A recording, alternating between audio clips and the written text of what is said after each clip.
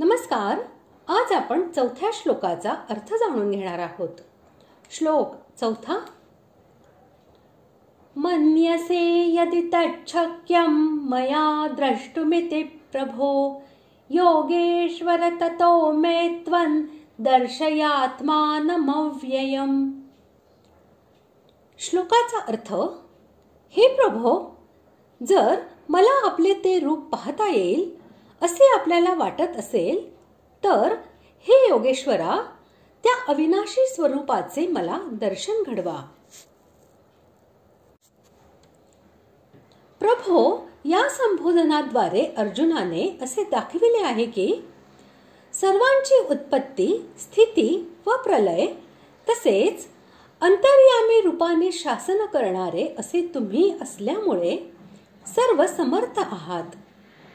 यासाठी जर मी तुमच्या त्या रूपाचे दर्शन करण्यास योग्य असा अधिकारी नसेन तर कृपापूर्वक आपल्या सामर्थ्याने मला सुयोग्य असा अधिकारी तुम्ही बनवू शकता.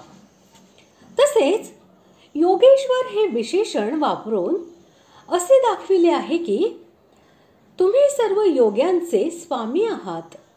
म्हणून जर तुमची इच्छा असेल तर तुम्ही मला आपले ते रूप अनायासेच दाखवू शकता. जर सामान्य योगी हा सुद्धा अनेक प्रकारे आपले ऐश्वर्य दाखवू शकतो तर तुम्हाला काय अशक्य आहे. जर माझ्याच्याने तुमचे ते रूप पाहता येईल असे तुम्हाला वाटत असेल तर ते मला दाखवा. असे म्हणून अर्जुनाने हे दाखविले आहे की तुमचा जो प्रभाव मी तुमच्याच तोंडून ऐकला आहे तो वस्तुतः तसेच आहे, यात मुळीच शंका नाही. आणि हेही बरोबर आहे की जर तुम्ही त्या स्वरूपाचे दर्शन मला घडविले नाही तर असे सिद्ध होत नाही की हे दर्शन घडवण्याचे तुम्हा योगेश्वरात सामर्थ्य नाही. आणि कोणत्याही अंशी माझा विश्वासही कमी आहे असेही नव्हे. परंतु माझ्या मनात तुमचे ते दर्शन घेण्याची अत्यंत प्रबल अशी लालसा आहे हे नक्की. तुम्ही अंतर्यामी आहात.